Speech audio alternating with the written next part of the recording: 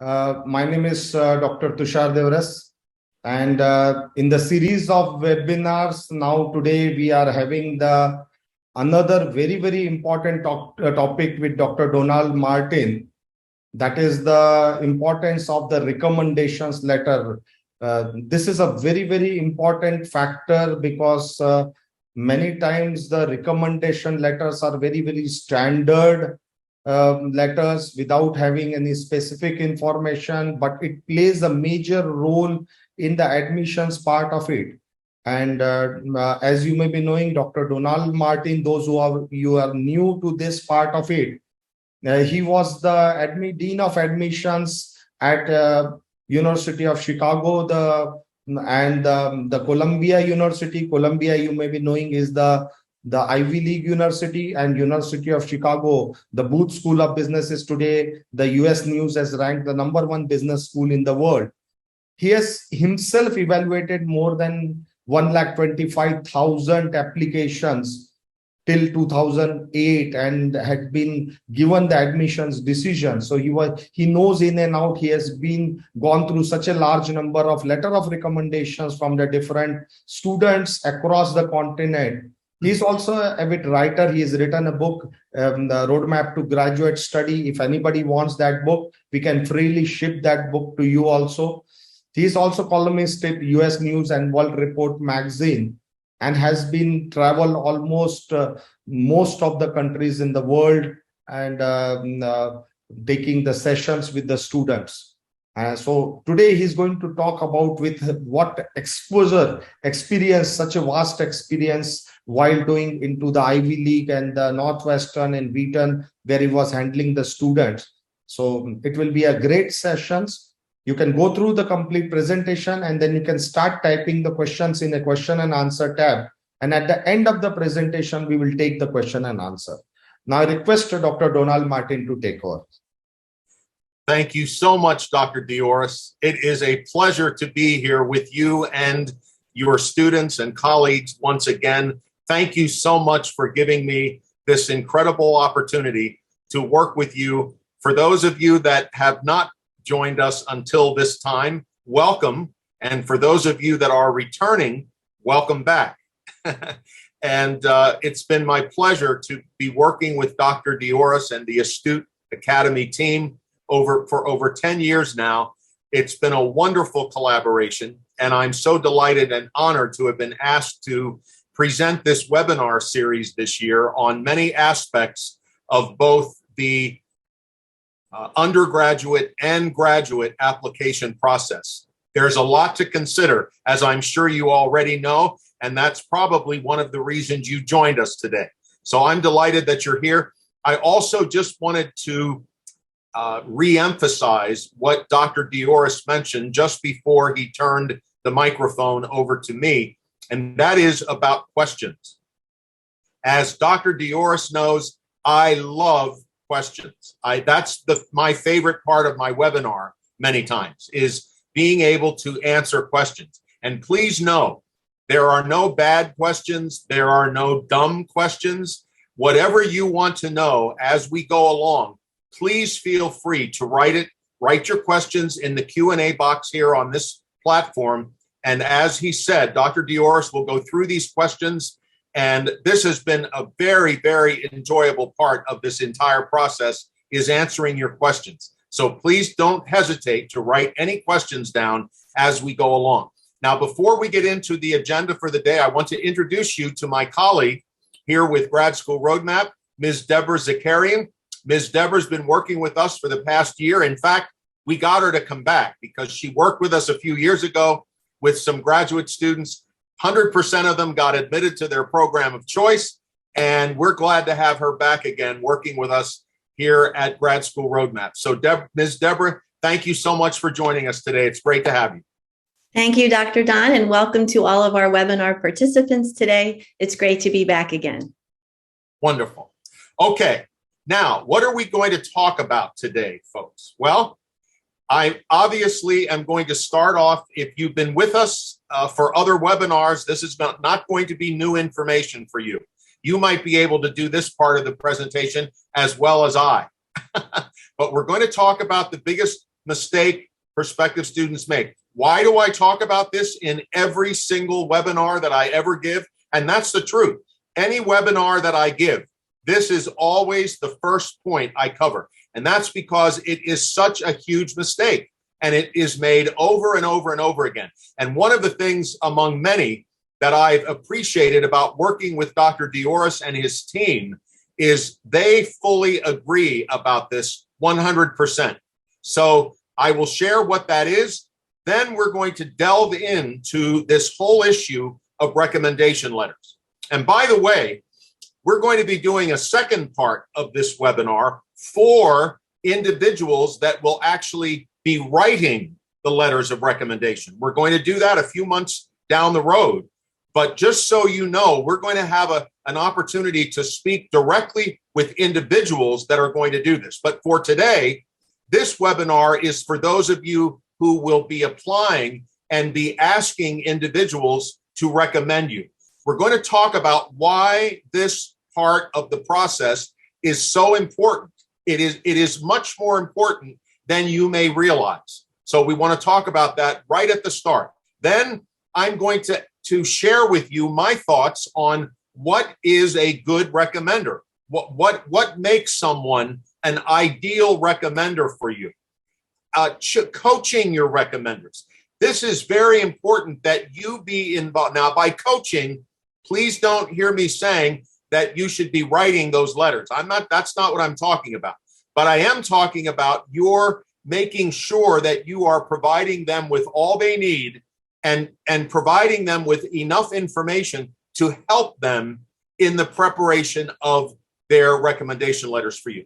We're going to close out with 7 very important tips on this process. Then we're going to talk a little bit, just a few seconds, about the work that Ms. Deborah and I are doing with the Astute Academy, how we might be of help to you. And lastly, that all-important Q&A, questions. So with that in mind, buckle your safety belts, as we say in the United States, and here we go. So if you're here for the first time, you've never heard a presentation I've given, let me ask you, if you were talking with me in person and I said to you, what do you believe is the biggest mistake prospective college and graduate students make? What do you, now, there are several that you can make. Most of them are obviously not intentional. You're not deliberately trying to make a mistake, but often you do. But this is something that to me is far and above the biggest mistake you can make. And I'm going to give you 5 or 10 seconds for those of you that are brand new with us today. What would you answer if I asked you that question? Okay, now let me tell you my answer, okay? I believe that the biggest mistake prospective college and graduate students make is not doing adequate research before applying, before they submit their applications. Did you know that just in the United States, there are almost 4,000, not 400, 4,000 accredited institutions of higher learning, colleges and universities, 4,000 of them. And yet, for many prospective students in the United States and outside of the United States, you would think there were only 50, because it seems that many students, prospective students in the US and outside of the US, believe there are only a certain group of institutions that are worth their time. And maybe someday I can do a webinar to discuss this a little bit more about what goes into your choice of the institutions to which you will apply. But for today, let me just say that oftentimes one of the primary determining factors of where someone is going to apply is the ranking of a particular program. And furthermore, if that ranking is not in the top 10, let's say that institution would be ranked number 30 in a particular field of study. Many prospective students won't even look at that institution because they don't think it's very good. Did you please listen, or please remember what I said a few minutes ago? How many institutions, accredited, by the way, they had to go through a very, very rigorous process to be found competent and credible as an institution. And by the way, that accreditation has to be renewed either in some cases every 5 years, in other cases every 10 years. They have to go through this all the time. This is not a one-time situation. 4,000 institutions. There are so many outstanding programs. And sadly, if all you are looking at is a ranking, you're missing out on many of them. So please make sure you do adequate research before you submit your application. Remember, your perceptions and your interest in the programs to which you're going to apply comes after. That's why I highlighted this word. It comes after you've done your research, not before. You don't start out saying, okay, that's it, I know where I'm applying, without doing any research. That is absolutely backwards. It truly is. I've had so many clients that I've worked with over the years. I've been coaching students over these past 14 years, one-on-one, many of them with Astute Academy. We're up well over 700 students now. And in so many cases, they've come back to me and said, Dr. Don, I'm so thankful you shared this information because I expanded my search. I went much further. You know, ideally, you ought to have, for starters, 25 or 30 institutions that you're looking at.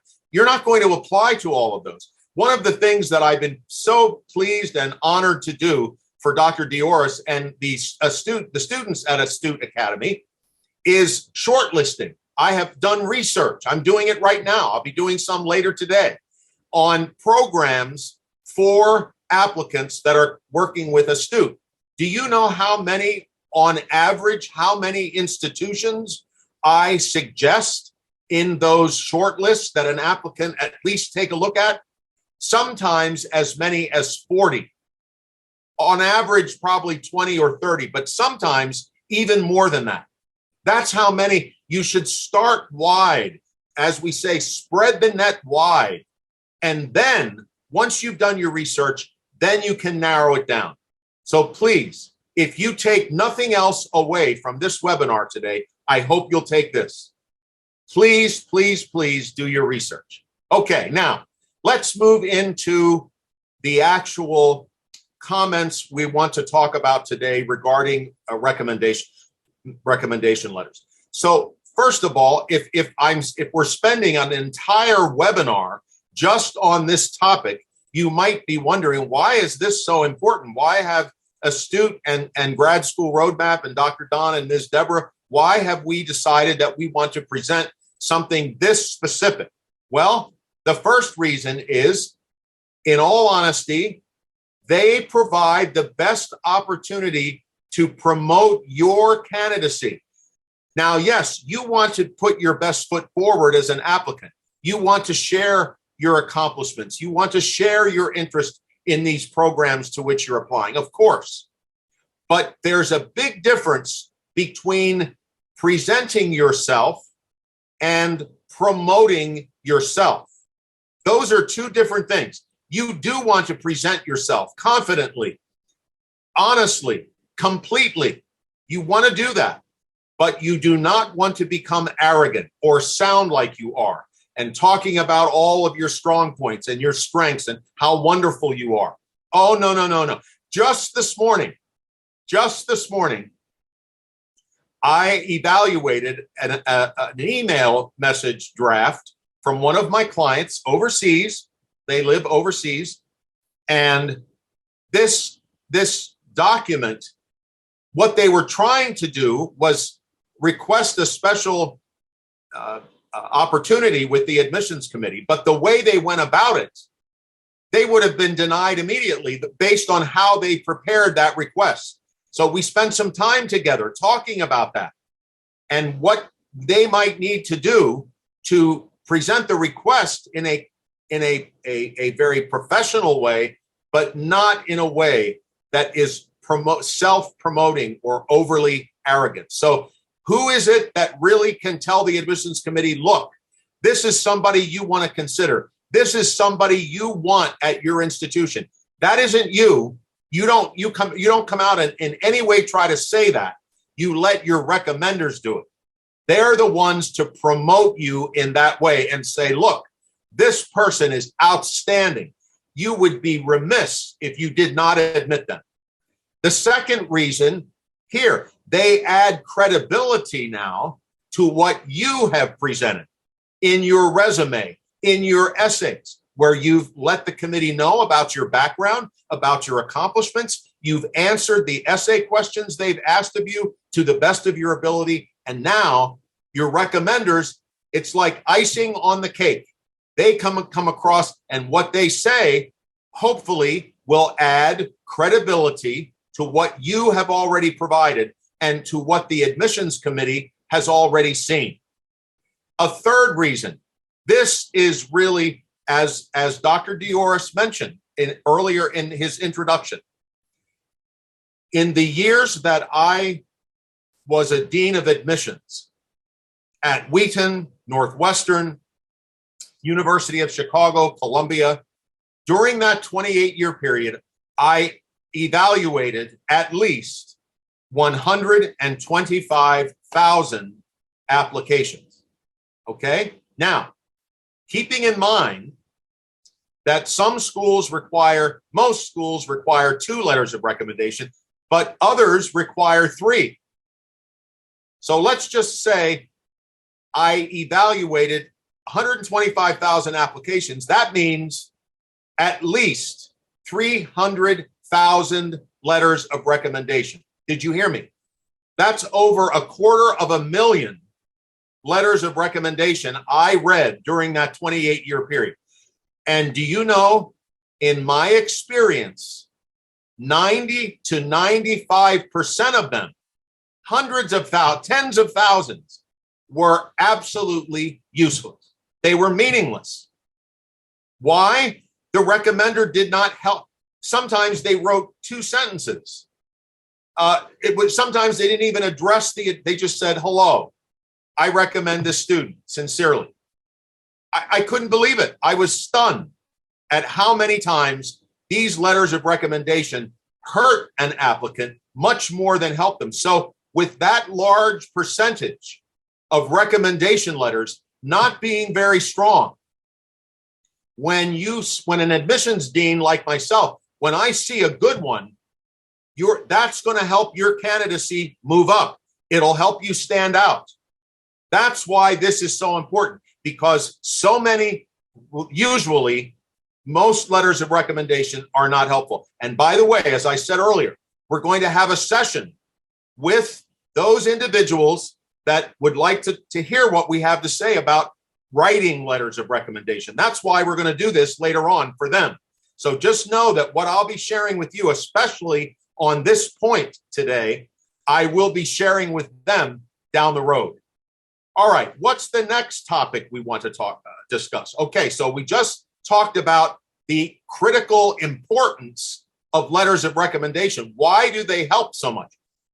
So if that's the case, who is a good recommender? How do you try and select the individual that is going to recommend you?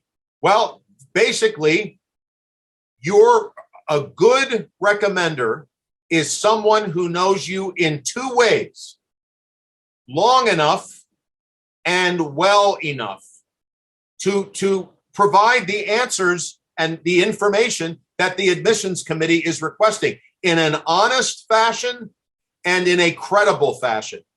I almost could say long enough, well enough, and hopefully more recently. You don't want a recommender who you knew 5 years ago and you've had no contact with them since, or very little. This is someone who needs to know you kind of now, more recently, in the past year. And that way, when they're asked in their letter of recommend or their recommender form, how long have you known this candidate and at what time have you known them? They can say, I've known this candidate for the past 12 months. I just started working with them, or for the past year, for the past 2 years. But they need to be able to have really known you and worked with you. This is why oftentimes students think that if they ask the president, maybe they met the president of their institution or their company at an event, and they said hello to them and shook hands, and then they want them to do a recommendation letter. That is meaningless. That doesn't help at all. These are people who really have worked with you and come to know you. They're the most credible sources for this letter. So again, your best recommenders, how should they know you? Long enough and well enough. All right. Now, I mentioned earlier that part of the process of having good recommendation letters is up to you. You do have some control over this. First, in whom you choose, and second, in what information you provide to them once they have decided that they're going to do this for you. So first, ask recommenders early.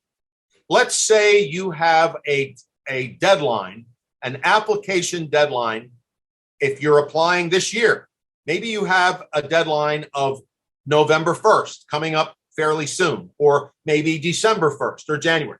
Ideally, you want to reach out to confirm who it is that is going to do this for you 3 months before the deadline, at least. You don't have to go too far beyond that. And if it's 2 months ahead of time, 1 month is, I guess, okay. I wouldn't advise it under most circumstances, but the idea is you need to do this early. You shouldn't be doing it a week before you submit your applications. That's my point. You should have them confirmed early on. Now, this is very important. You don't, most applicants, let's say if you're applying to college or to graduate school, either one, the average number of applications that undergraduates tend to submit for college is between 5 and 10 on average. They apply to some more, but at least 5 to 10. The average number of graduate school applications, master's degree, MBA, law school, medical school, the average number of recommendation letter or recommenders or applications, that they submit is also between 7 and 10. If it's a PhD program, it could be closer to 20. But let's say you're applying to 8 programs, okay? And each one of them is requiring 2 letters of recommendation. So how many letters must you submit? That would be a total of 16. Let's say 4 of the schools are requiring 3 letters. We're now up to 20. You need to be very careful that you know how many. I think one of the reasons for poor recommendation letters is an applicant asks someone to write them and they send them 10 applications where they have to do this. And the person thinks, I can't do all of that. So they write 1 letter and that's it. And they just repeatedly send that. That will hurt you, especially if the instructions for that particular letter differ from the one that this person prepared. So when you find out that someone is willing to write a letter of recommendation for you, the first thing you want to do when you get back and thank them is say, I will be applying to 8 or 10 or 5, whatever. I will be applying to this many programs. May I know how many letters you would be comfortable writing for me? You don't make an assumption that they're just going to write them all for you. That way, ideally, if you can, you don't usually want to ask someone to write more than 4 letters of recommendation for you. So let's say you need 20 letters of recommendation. What does that mean? You need 5 recommenders. That's what so you spread this out a little bit. And but by all means, if you have questions on any of this, we're getting questions already. That's wonderful. I think we have 5 or 6 questions already. So maybe some folks will be asking about this. But at any rate, make sure you don't just confirm them, but that you confirm the number of letters they are willing to write for you. Now, thirdly, maybe you should provide, not maybe, you should provide some helpful information to them, i.e. your resume, perhaps a paragraph on your short and long-term goals. And if you're working on an essay, it doesn't have to be the final draft that you submit with your application. But if you have an essay there that you've been working on, it might be helpful to send that to them. My suggestion is that you send this about 3 weeks before the application deadline. Most recommenders are not going to get those letters ready much before that time. Or you can ask them, well, I have some information I'd like to send to you. When would it be most helpful for you to receive it? So make sure they're getting some information. Another thing, if you happen to be applying for graduate school or in undergrad, you received a performance review that was outstanding and that you have access to, you should send that to them too. That is a very helpful way for a recommender to get a sense of whatever. Now, if you happen to be working for those very folks that did that for you, obviously you wouldn't have to do that. But that's another, there's information that you can provide to these individuals that will be of great help to them. You can always send, and the emphasis is on the word, a gentle reminder. You don't ever want to come across as overbearing. You told me you were going to do this and you didn't do it yet, or don't forget, you got to do this. No. We don't want to do it that way. But you can send a gentle reminder 1 week before the deadline, 1 week before, and just say, just thought I'd check in to make sure everything's going okay. And just to let you, a gentle reminder that my deadline is a week from today. Thank you so much again for doing this for me. And I'll keep you posted on how things go. Something to that effect. Just a very short, gentle, kind reminder. This is very critical. This is not so much about the front end of the process now as the back end. Once you've heard from your institutions and you've been admitted, hopefully, to several of them, you need to thank your recommenders. Maybe you'll decide to take them out for dinner. I'm serious. This is, they really helped you to become an admitted student for these programs. So you always thank them when you get in, and really let them know how much they were a part of the success that you had with your applications. Okay, now we're going to close out our time today with 7, what I consider to be 7 very critical tips regarding recommendation letters. Are we ready? Okay, first of all, try to choose individuals that you believe will strongly support you or have said to you, look, if there's anything I can do for you when you get ready to go to college or grad school, let me know, because I would love, you want to do your best to choose folks who will strongly support you. Obviously, the worst thing you could ever do is to choose someone and they say yes, and they don't provide a good recommendation for you. This has happened, not very often, but it's happened at every institution I've served. And when that happens, if that recommender does not recommend you, or provides a very poor assessment of you, you will automatically be denied. That the application will go no further. So make sure, and just to put your mind at ease, 99% of the recommendation letters that I looked at always were complimentary. It was a I could probably count on one hand out of all those thousands of applications. We didn't get negative recommendation letters very often, but we just didn't get very helpful information from a lot of those that were positive. So choose those you believe will strongly support you. And related to that, try your best. Now, of course, you can't get inside the mind of your recommender.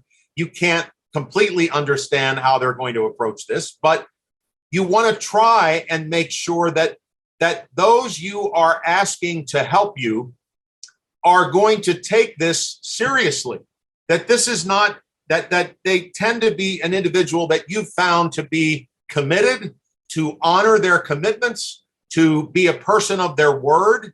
If they say they're going to do something, they do it. That's something that this is a very, as I said earlier, 90 to 95% of letters of recommendation are useless. So if you find someone that you believe will strongly support you and who will take this very seriously, you've just moved yourself up. I'm telling you, it'll help you stand out a little bit more in your application. Thirdly, this is very important. Most of the time, your recommenders will be asked about your strengths, but they're also going to be asked to provide information about a weakness.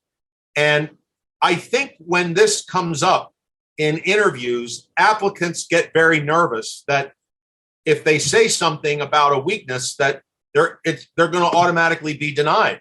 Absolutely not. Your ability to articulate an area you need to work on helps your candidacy. It doesn't hurt it. Why? We're all human beings. We all have shortcomings. Now, we're not looking for a long list of all of the things that you are working on. Of course not. But you should be able to provide, and your recommender. In some cases, if this recommender is someone who you worked under and they gave you some critical feedback, some 360 feedback, as we say, that would be an ideal thing for them to discuss. Now, obviously, if they're supporting you, they're telling the admissions committee, look, this is someone you really need. This is going to help you, I promise. I often, those who know me well, would probably tell you that I can be very impatient at times. That's something I have had to work on. And it's something that will probably be something I'll have to be reminded of all my life. I tend to like things to happen. I like to have them happen when I think they should happen. I want everything to be the way I'll be a very unhappy man if that's how I live my life, because that's not life, as we know. Things happen. Things take time. I was on a trip recently overseas. My luggage was lost. I didn't get it back until 2 days before I came back to Chicago. And I had meetings. I could only wear one outfit because that's all I had on me. And that was a great opportunity. It was unexpected. I didn't know it was going to happen. And I thought, oh my gosh, I didn't even have something to shave with. Thank goodness I could take a shower. How about it?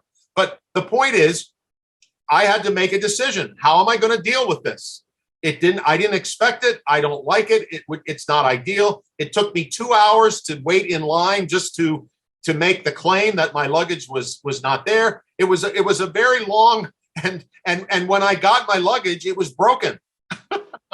So what did I do? I went with the flow. I didn't have it. So they need to be able to, you have something you have to work on. It's not a glare. We're not looking for secrets, for huge mistakes you might have made. Not that, but they need to be able to talk about a weakness.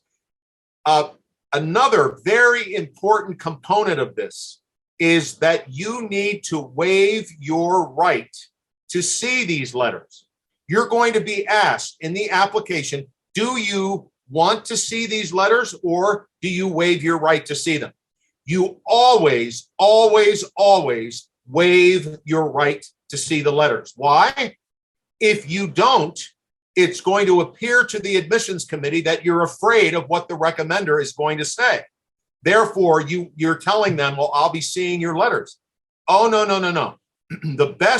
The best letters are the ones that are written properly and that you have waived your right to see. When that happens, that's an A+ on that part of the application.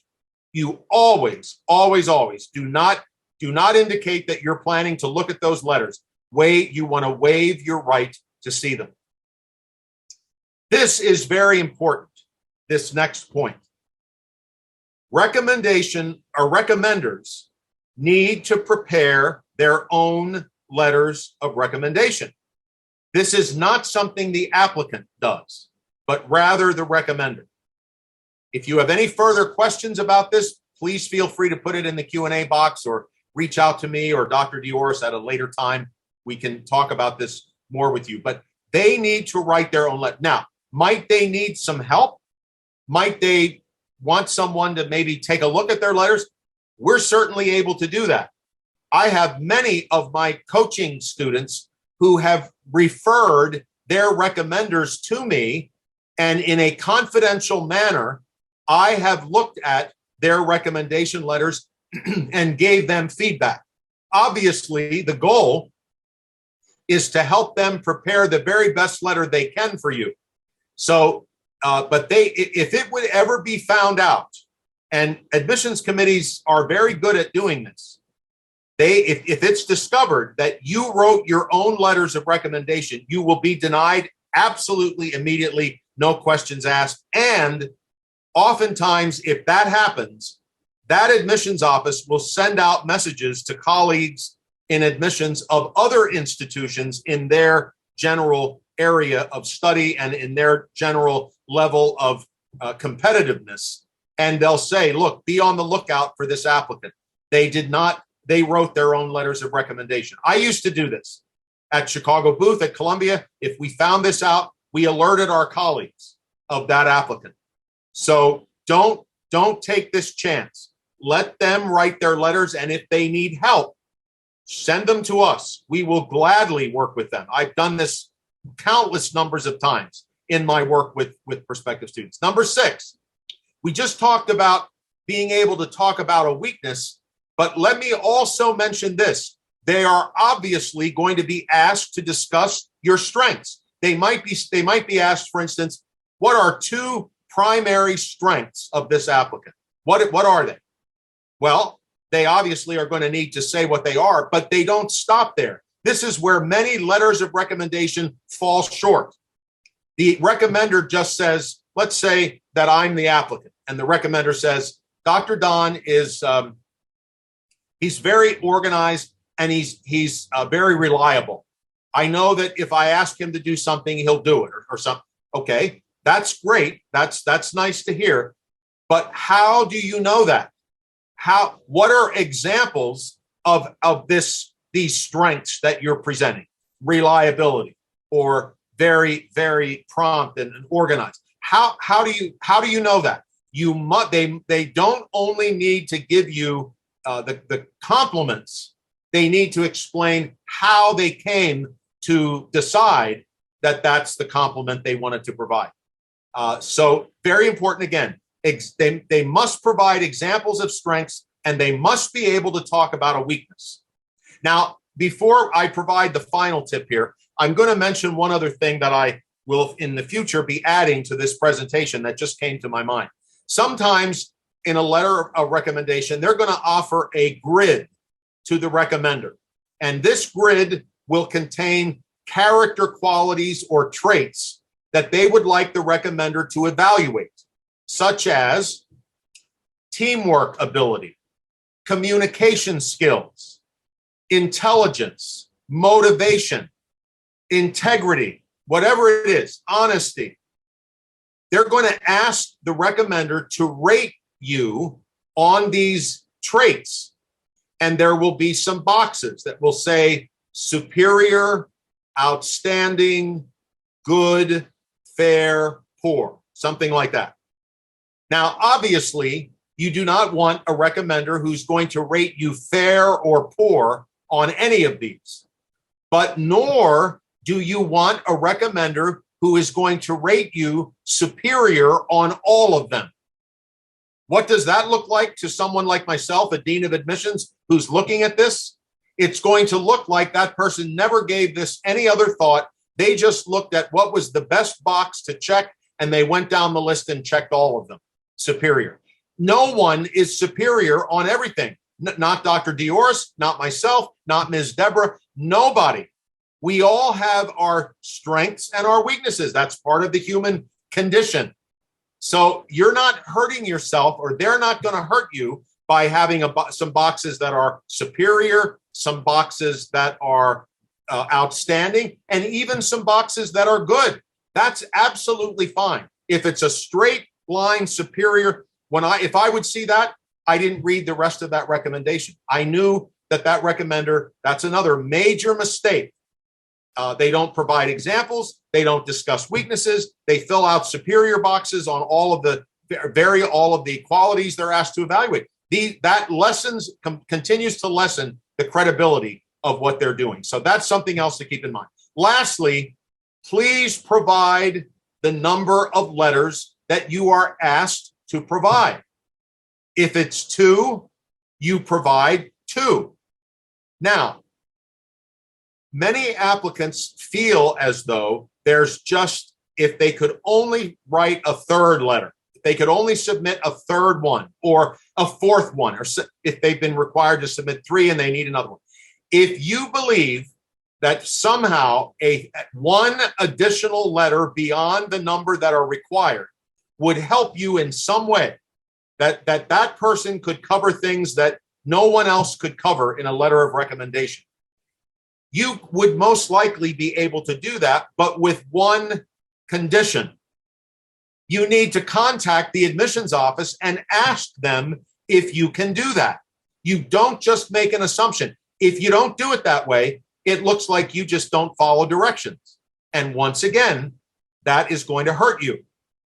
So if you believe that a 3rd individual somehow is going to help your candidacy, and primarily that they can provide information that no one else can, then what you do, you send a special email message to the admissions committee and you say to them, I know I've been required to submit 2 letters, but here's some circumstances I'd like to share with you. And under these circumstances, I'd like to know if I would have permission to submit a 3rd letter or a 4th letter, whatever. 9 times out of 10, you will. I said yes in every case, just that I don't remember a time when I denied an applicant's request for 1 more letter. But it was always looking much better for them when they asked first. Okay, so stick with the number unless you need 1 more. And if so, what do? You ask first. Okay. I'm going to let Ms. Deborah come back on the call here with us for just a moment, because I'm going to be talking about her, and I'd rather have her right here with me when I do. We are, as I said, Ms. Deborah has joined us recently, and she is working while I'm focusing on the graduate application mentoring program with Dr. Dioris and his team. Ms. Deborah is working with me, and she's focused on the undergraduate mentoring program. So we're making a very good team here in that regard. As I said earlier, Grad School Roadmap has been affiliated with Astute for over 10 years. Ms. Deborah and I both have had a very high acceptance rate for the individuals that we have worked with. For undergraduate applicants, Ms. Deborah, along with my oversight and assistance, would be able to work with individuals starting in the 9th standard. Some applicants may need some special mentoring all the way through up to the point before they apply. Ms. Deborah is more than capable. She wouldn't tell you this, but she's actually had some experience working with 2 of her daughters who have very successfully navigated the undergraduate process, and we hope very soon the graduate process in one case.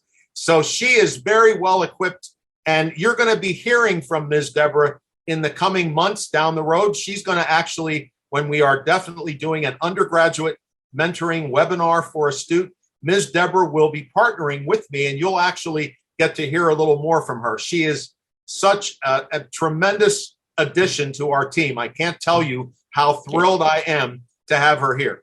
For graduate applicants, I can start working with you and Ms. Deborah may actually, her work before was with graduate applicants. So she is versatile in both of these areas, but we would be able to work with you as early as your freshman year in college.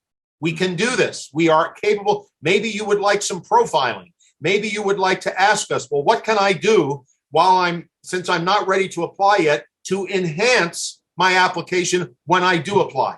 We are more than ready to help any of you in that regard. And of course, some of the things we specially work on are school search, resume prep, essay review, recommender strategy. You just got a lot of our recommender tips today. You got that free of charge and a lot more. Okay, Ms. Deborah, I'll let you go again. Thank you so much for being there. I just wanted folks to know that you're in this with me.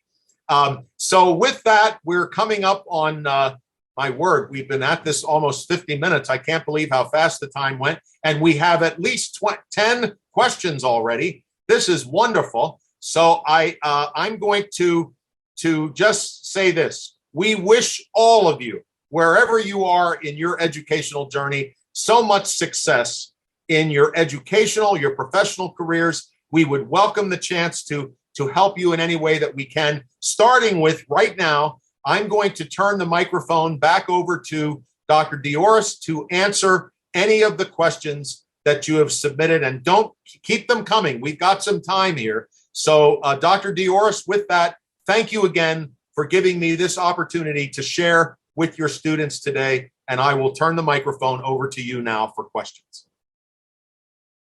Yeah, thank you very much. Really excellent session as usual, because this is coming directly from so many years of experience of Dr. Donald Martin. And he himself, as I said at the introduction, more than 125,000 applications.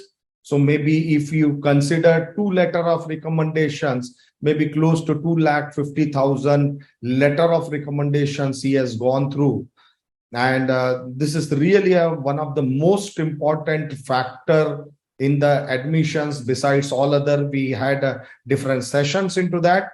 Now let's move to the question and answer. And so I will read the question as we are doing it. Please keep typing the additional questions if you have in mind. So let's take the first question. Should the emphasis be on relevant academic part of it, or overall academic strength in it? So whether we are any awards or anything in academics, or overall academic strengths in LOR? If I understand the question correctly, this is a good one if it's what I believe it is. This individual is asking about whether the recommender should focus on academic skills, academic ability, the ability, or should they also work in any sort of academic honors or awards or recognition? Is that, do I have that right, Dr. Dioris? Okay. I'm so glad you asked this, whoever did. This is an excellent question. No, you do not want your recommender to be discussing your academic awards. You want them to focus on your academic abilities and potential, unless for one exception. If that recommender gave you an award or was part of a process where you were selected for an award, then they could talk about that, but only that way. If they were not involved in your getting an award, those awards are on your resume or elsewhere in your application. They will not be overlooked. They will definitely be taken into account. But the primary focus of this recommender's letter is, first of all, does this candidate have the academic abilities to handle the rigors of a college or a graduate, an undergraduate or a graduate level program? And how do you know that? And they may be asked to talk about your interpersonal skills. Are you easy to talk with? Do you work well with others? Those kinds of things. That's what they focus on, not the awards and the recognition, unless they gave that recognition to you. Excellent question. Yeah. Another question, what should be the tone throughout the letter? The tone is upbeat. The tone is positive, but it's also very honest. A letter of recommendation that would have less credibility is one that would just say, this applicant is absolutely outstanding in everything they've ever done. They've been wonderful. No. You could say, they might say, I absolutely 100% endorse the candidacy of this applicant. And here is why. Here are 3 things where they have some strengths. And here's how I know that. and here's something they're working on. But overall, they would be a great addition to the particular university. So it's upbeat, it's positive, it's definitely where they're recommending you, but in a very realistic and honest fashion, not too much over the top. Can we have the letter of recommendation from non-academic person? Oh, yes, you can. Now, here's how that works. In most cases, you will be not only told how many letters of recommendation you are being required to submit, but also from whom they should be coming. In other words, one institution might say, we want both of your letters to be from professors or from an academic related individual. Others may say, we want one of them to be. You're most likely going to be asked to submit at least one letter from an academic, which would make sense. This is an academic program, so obviously they're going to want at least one. In some cases, they may require two. Now, if they require only one out of two letters be from an academic, then you could have a supervisor, someone in a professional capacity. If they require two professors, and this is an example, and you feel like you really could use a third person from a professional context, that's the time you could write to them and say, I have my two professors lined up as you required, but there's someone in a professional capacity that I think could also talk about my skills. Is it okay to use them? So you follow the guidelines, not only as to the number of recommendation letters, but who those recommenders should be. Excellent question. Can we share the sample recommendation letter to them? Can a student share the sample recommendation letter? That's what they ask. That's a very good question, and I'm going to answer this very carefully. I am very concerned when recommenders take a look at someone else's letter of recommendation that's a sample and then copy it, and it becomes something that really isn't theirs. What I recommend a little bit more is that recommenders, and I will be talking about this in the webinar we're going to do a few months down the road with recommenders.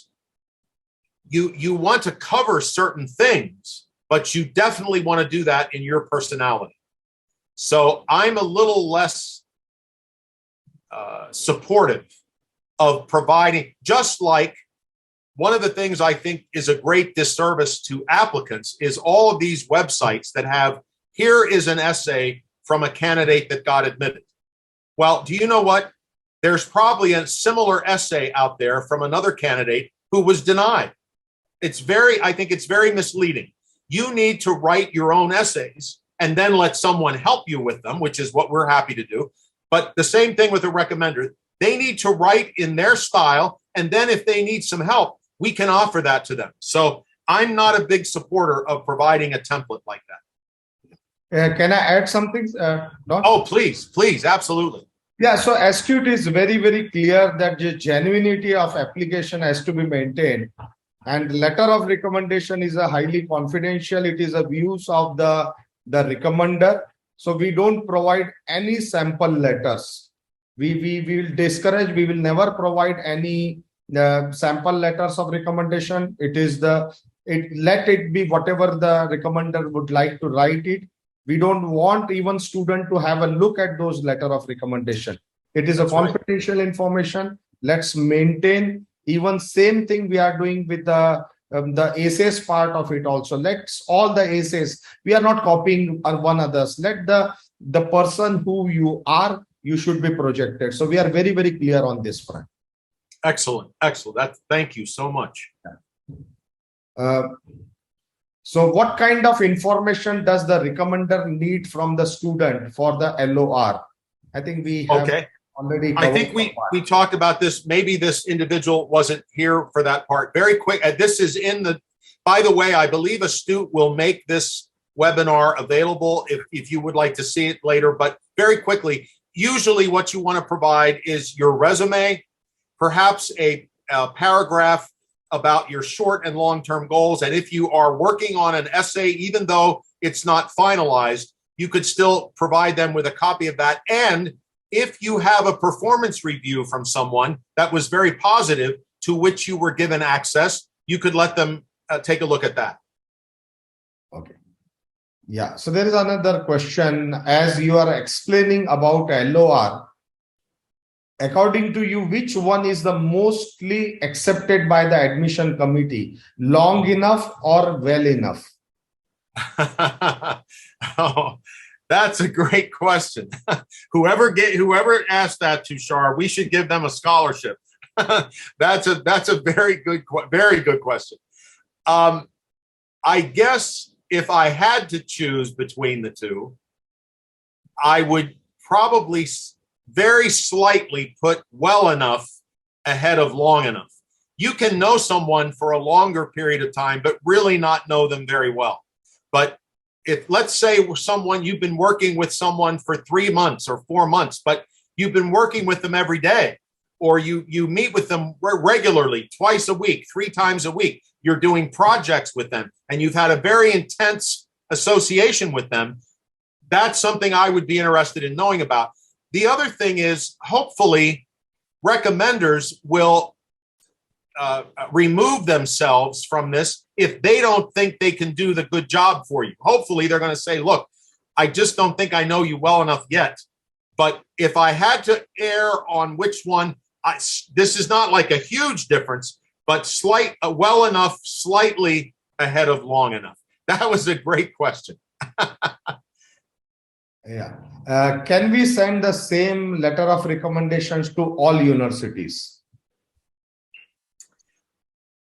I would discourage that from happening, although it does happen quite often. And if the letter is outstanding, then probably that would be okay. But typically the way this works now, with the advent of online applications as opposed to paper applications, you will be providing information in your application as to the names and their email addresses or phone numbers, whatever, of the recommenders that are going to help you.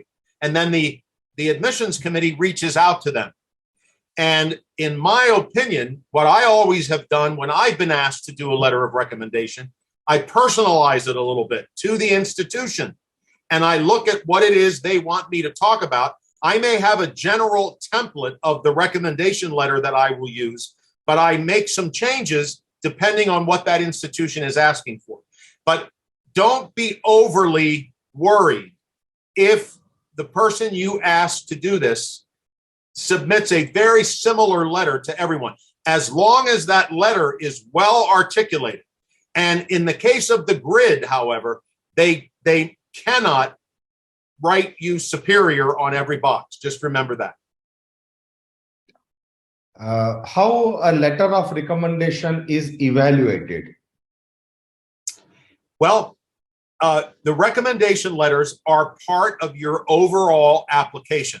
They are there. If most admissions committees like to say that they take a holistic approach to evaluating a candidate, which means they take a look at the academic section, they take a look at essays, the resume, the recommendation letters. If there was an interview, they'll take it. So everything is looked at in concert with the other parts of the application.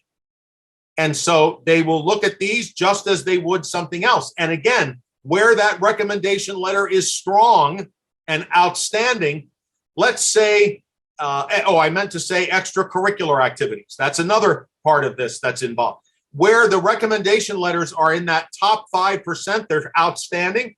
That's going to help offset something that might be less outstanding in another part of the application. They will be looked at along with everything else. There is a student, I'm a medical student studying currently in Philippines.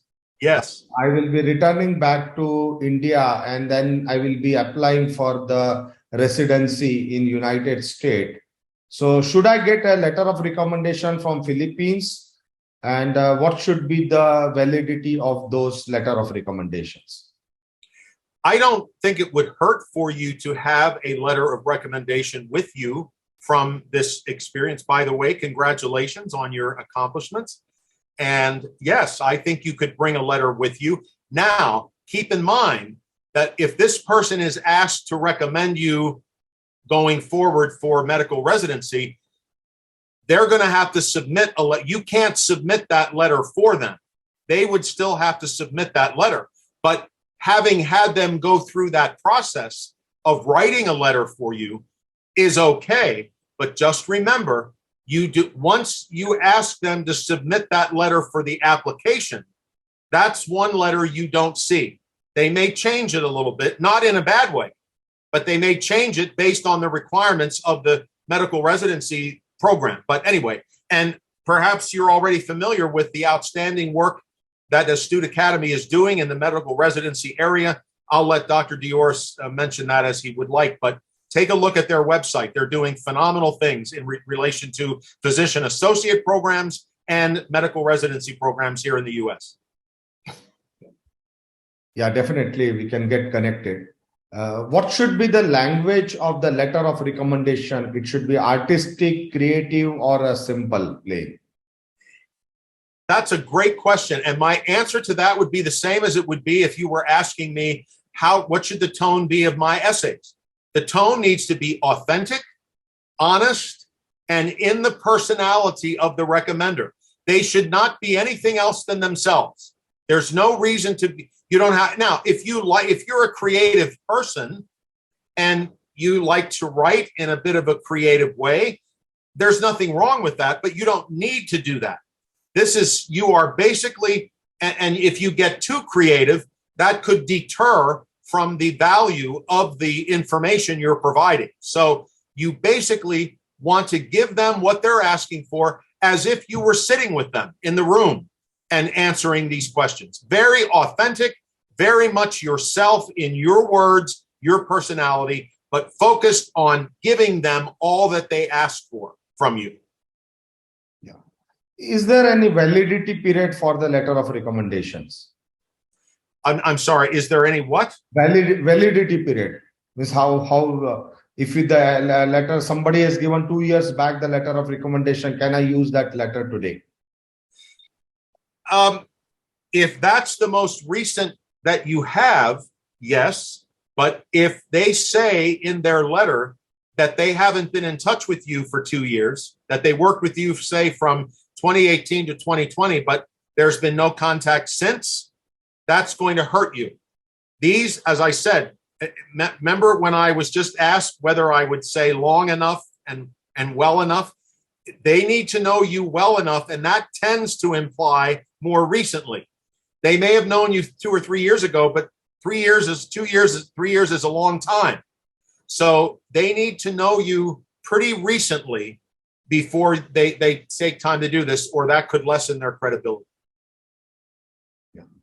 Does LOR be program specific? I'm assuming by that question, you mean, does your recommender need to have a background in the field to which you're applying in order to have a more... Which applications there? If you are making application for computer engineering or the management part of it, so do they need to require to write specific to that letter of recommendation? No, they need to write. Your recommenders, if they're asked, please comment about your perceptions of this candidate's ability to perform in the computer technology arena or something. Then you need to be pretty specific. Most of them are not going to get that specific, but they are going to say, please comment on your perceptions of this candidate's ability to navigate a rigorous academic program or rigorous academic study as it relates to their academic abilities, their personal skills. Please tell us what you think. That's more often what they're going to be asked. Yeah, another question. In my college, the teachers are not aware how to write the recommendation, and they are asking me to write the letter of recommendation. This is a very, very prevalent and difficult situation to be in. I absolutely understand that. And I please know that when I do the webinar for teachers and others that will be listening in, I'm going to be emphasizing how much of a difficult place they are putting applicants in to ask them to do this. It's a very, very difficult situation. And I know that places, whoever's asked this question, that puts you in a difficult spot, and only you can decide how you're going to respond to that. But I will tell you that I have worked with many of my clients and helped them to create a response to that recommender who's asking them to do this for them. And in many cases, once they've provided that information to the recommender about how dangerous that is, most of the recommenders have been willing to take a stab at writing the letter themselves and asking myself or perhaps Astute to take a look at that letter.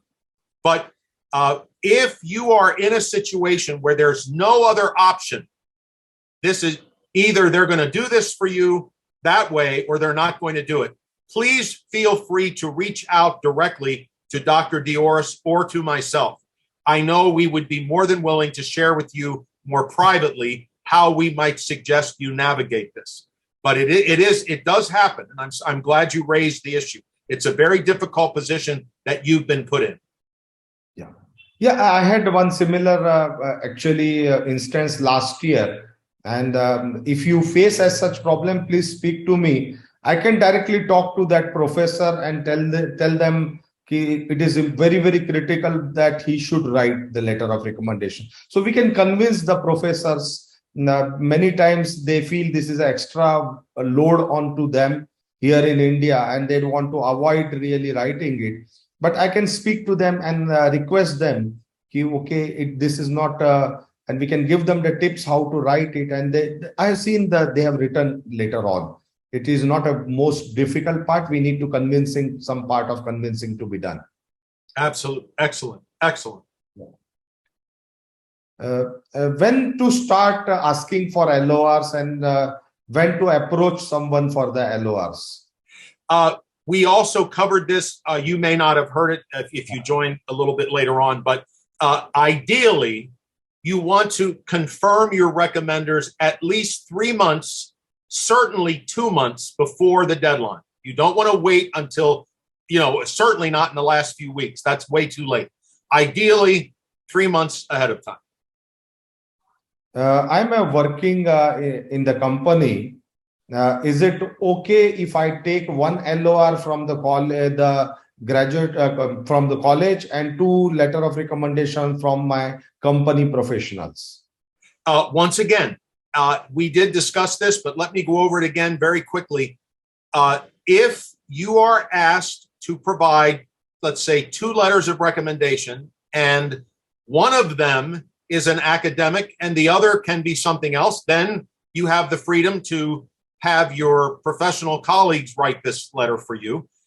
If you are required to submit 2 academic recommendations only, then you need to reach out to the admissions office and ask them, let them know that you believe there's another aspect of your candidacy that will not be adequately covered in the academic recommendations. Could you submit an additional letter from someone that you work with? That's how to navigate that. When choosing the recommender, if we have few options who we have worked with recently, so can we approach our professor, school teacher who knows us, but there has not been a recent contact? So maybe 5 or 6 years back, we had those professors, but they know us, but it is quite old. Yes, that's a very good question. And this situation happens fairly often. In that case, again, if you've not had any contact with these professors for 6 years, and they honestly answer that on their recommendation letter, that is going to hurt you. So what you need to do in that case is write to the admissions committee or their email contact and indicate that you've been out of academic work for 5 or 6 years and don't have the contact you would have had, may you submit additional or other letters from individuals who know you and can comment on your academic abilities, but who've worked with you more recently. That will be absolutely fine. That will not hurt you. They will not treat you badly for that. In fact, they will be appreciative that you were thoughtful enough to ask them about that. But you do not, even 2 years back, it just gets so, I mean, people change, they grow, they have different life experiences. And to ask someone who taught you 5 years ago to write a letter about your current abilities, that would hurt you more than help you. Another, what are the common mistakes students make in the recommendation letter? What are the, or recommendation letter? The most common mistake is asking someone who doesn't know you long or well enough to really do you justice. And the second is not coaching them a little bit, giving them information, making sure that you know how many letters they want to write, something to that effect. Those are probably the two major errors that applicants make when it comes to recommenders. How long should be the LOR be? Any specific word count limit? Good question. When the recommenders are contacted by the institution and told what they're supposed to do, they will also be told how long this letter needs to be. They'll be, please, 1 page, 1.5 pages at the most. They'll be given that instruction by the admissions committee. I think all other questions we have already covered. It is the same questions which are there. Tushar, I believe this has been one of the most, we've had such excellent, I've never seen so many questions. This has been wonderful. Yes, great. Yeah. And this topic was also very critical and important topic, which is not many times covered by others also, because this is the part which is slightly more neglected part. And that's why so many letter of recommendations has the problems. That's right. That's right. So I think we have gone through all the questions which are there. So really, again, thank you, Dr. Donald Martin, for such a wonderful series. We really throughout enjoyed the part of it. And the letter of recommendation, those students who are there, please speak to your teachers and all. And you can really contact back. We are arranging one webinar, which is specifically for the teachers or the academicians who are going to write the letter of recommendation. So that will be a training session, which Dr. Donald Martin will give the great tips how to write it. And it will eventually be really be beneficial also. I think we got a few more questions. Really appreciate joining and have a good day. Thank you. Bye-bye.